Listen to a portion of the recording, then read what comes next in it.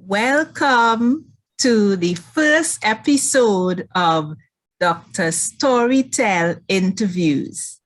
And I am Albertha Joseph Alexander.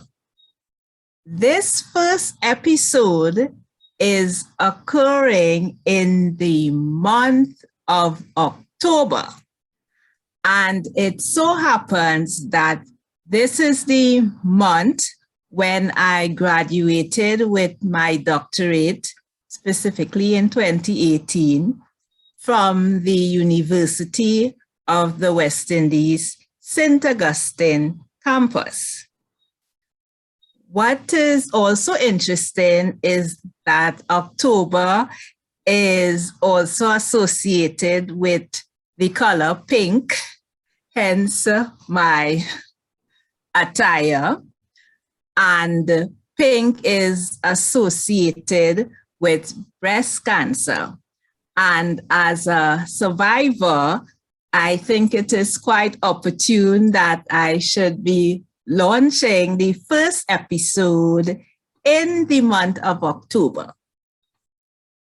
In these episodes, I will be focusing on interviewing persons from the Caribbean, particularly those involved in science and research.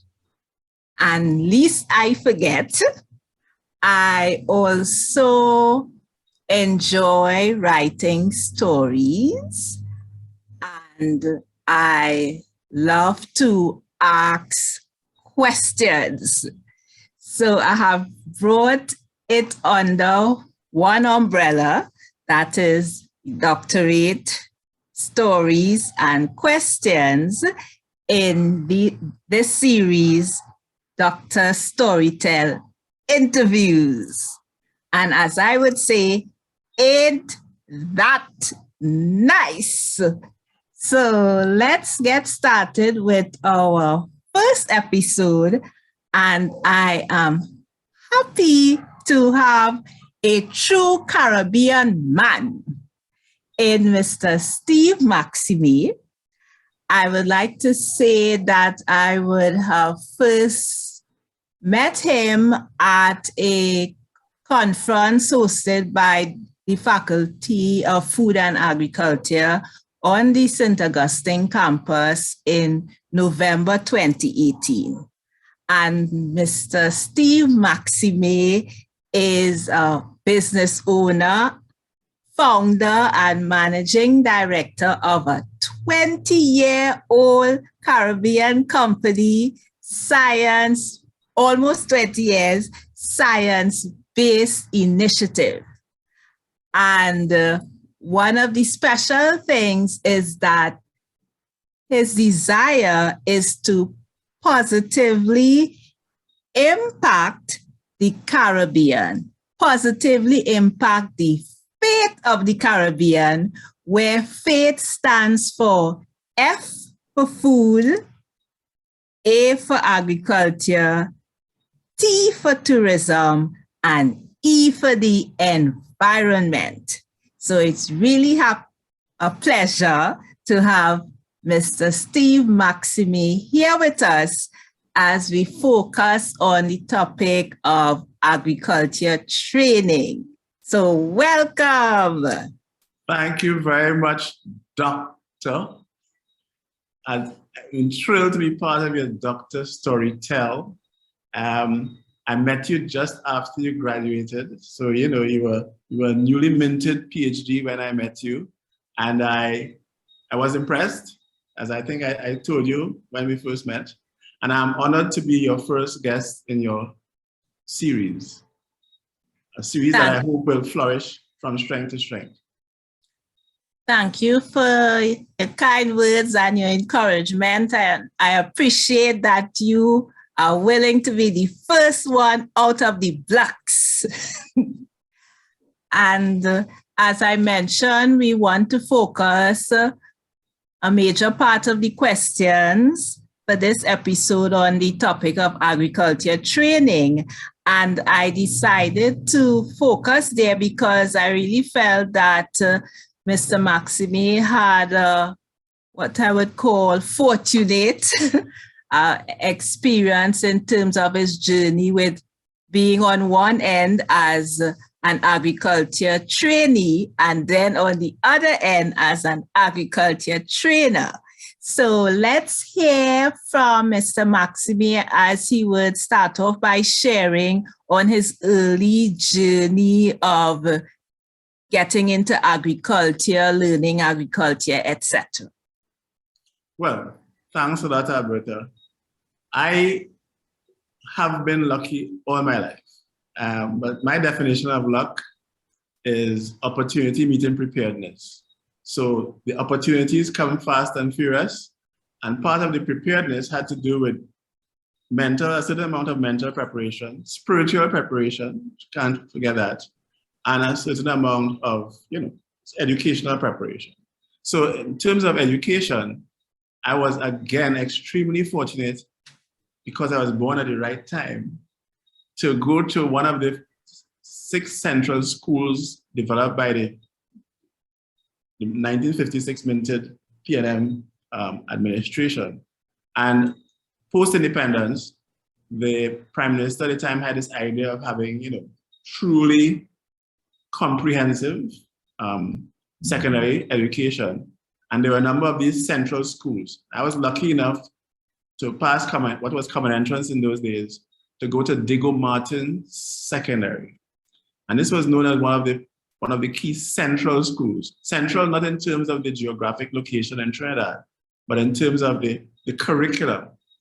And again, the luck continued in that it was one of 2 schools that I know about. I mean, there may have been others, but the only 2 schools I knew about that were offering, listen to this, agricultural science at Cambridge General Certificate of Education O-level. So I have an agricultural science pass in GC Cambridge O-levels. Wow. Yeah, so it is something that I'm extremely proud about. Yeah. And it separates me from a number of my counterparts, who I keep telling a late entrance to the field, because they did not have the grounding I had in terms of having done agriculture as a science, isn't it? Not just agriculture, but agricultural science at, between age 11 and 15. So you couldn't get a better start. And I had my own plot of land within the school, and I tended that plot of land. It was really a bed, not as much as a plot, but that bed up until when I left the school in 5th form, having sat and luckily passed agricultural science. So that's the genesis of the beginning of my agricultural education. Formal agricultural education.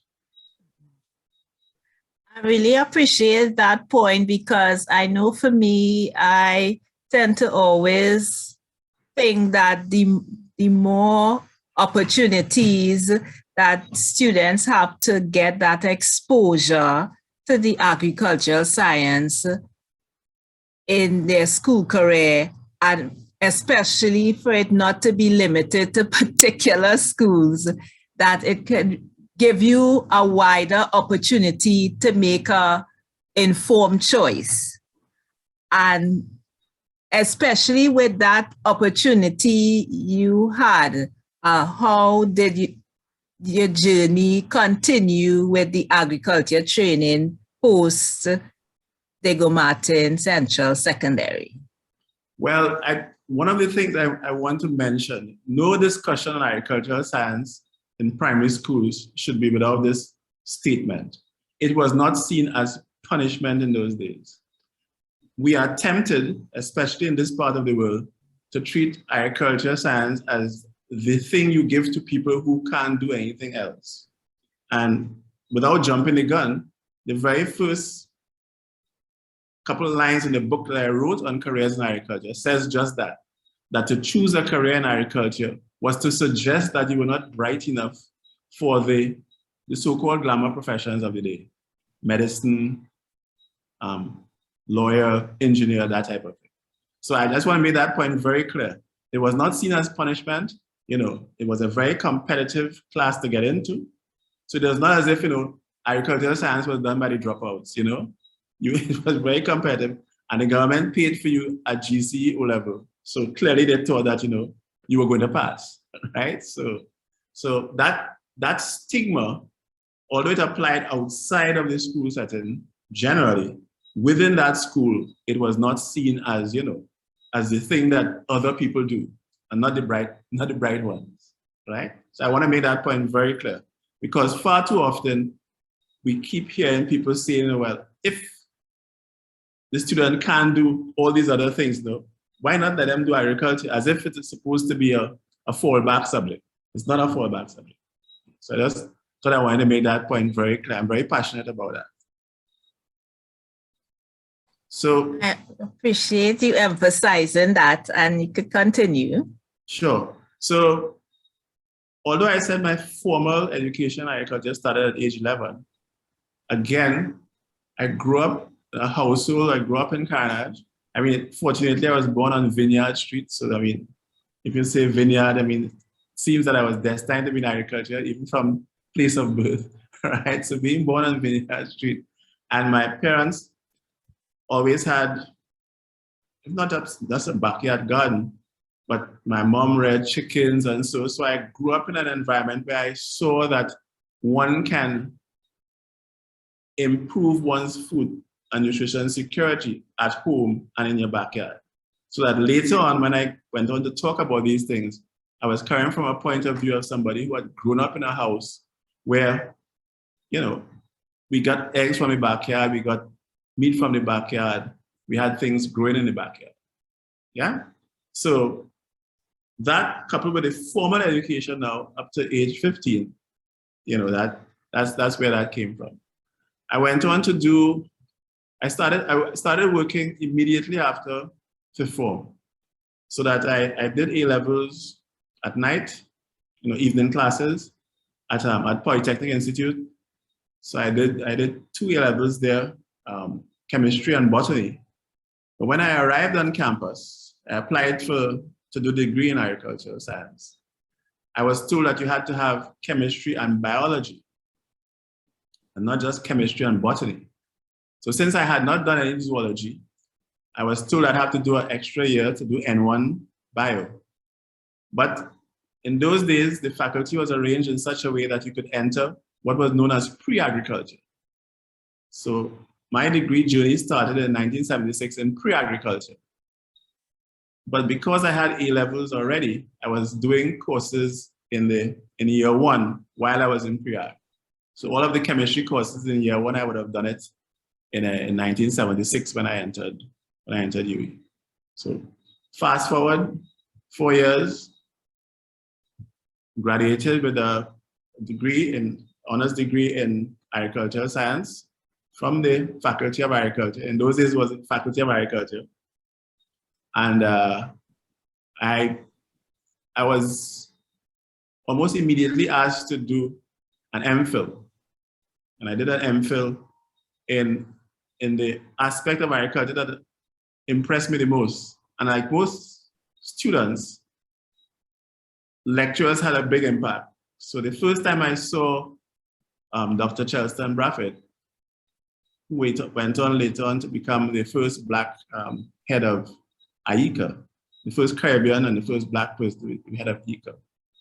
From the day he walked in class, I realized, okay, he's a plant pathologist. I want to do that as well. So that I did my MPhil in seed and plant pathology. While I was doing my master's, opportunities, again, as I keep saying, opportunity and preparedness, opportunities came along for me to do some consulting. So even before I got my MPhil, I was a PAHO consultant in St. Kitts and Nevis. And that is where my Caribbean journey began.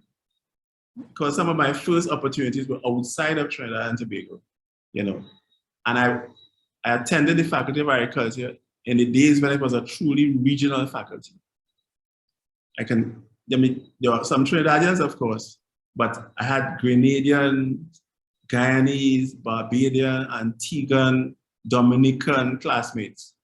And those relationships have been maintained. We just celebrated our 40th anniversary since we graduated in 1980, and I'm in contact with a lot of those people still. And I have worked in all of their countries. So that is where that Trinidadian by birth, but Caribbean by choice comes from. So that was the early formal stages of the education where I was the trainee. So by 1982, I had my MPhil in plant pathology, and I immediately went to work at the Agricultural Development Bank. So that I have been in this sector almost uninterruptedly from graduating.